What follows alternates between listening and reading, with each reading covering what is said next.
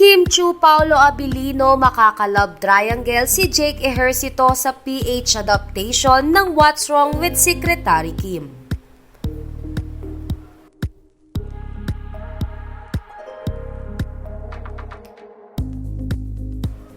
Matapos ikumpirma ng Bio Philippines at Dreamscape Entertainment na sina Paolo Abilino at Kim Chiu ang leading cast ng Filipino adaptation ng What's Wrong with Secretary Kim, ay marami ang nagulat at nagtanong kung nasaan si Jake Ejercito. Ilang article umano kasi ang lumabas na sina Jake at Kim ang bibida sa naturang Korean drama. Dahil nga raw ito sa successful serye ng dalawa na Fit Check.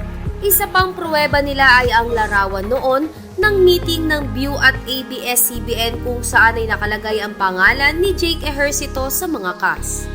Gayunpaman, ay tanggap ng nakakarami na si Paolo Abilino ang napiling leading man ni Chinita Princess.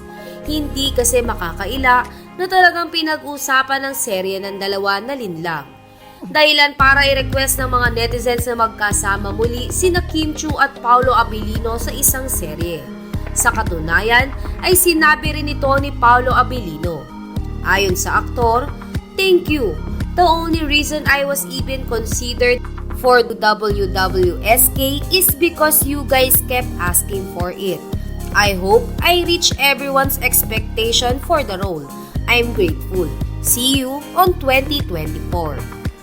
Samantala, dahil sa kumakalat na larawan kung saan kasama si Jake Ejercito sa mga cast, ay maraming kinutuban na baka ito ang kapatid ni Paolo Abilino sa What's Wrong with Secretary Kim.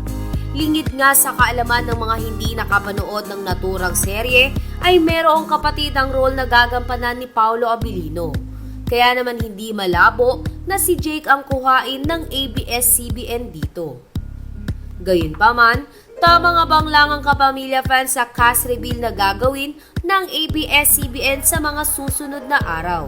Anila, ay huwag munang sabihin na basta lamang na etsapuera si Jake Ejercito. Dahil baka magulat na lang tayo na si Jake Ejercito ang magiging love triangle ni Kim Chiu at Paolo Abilino sa What's Wrong with Secretary Kim.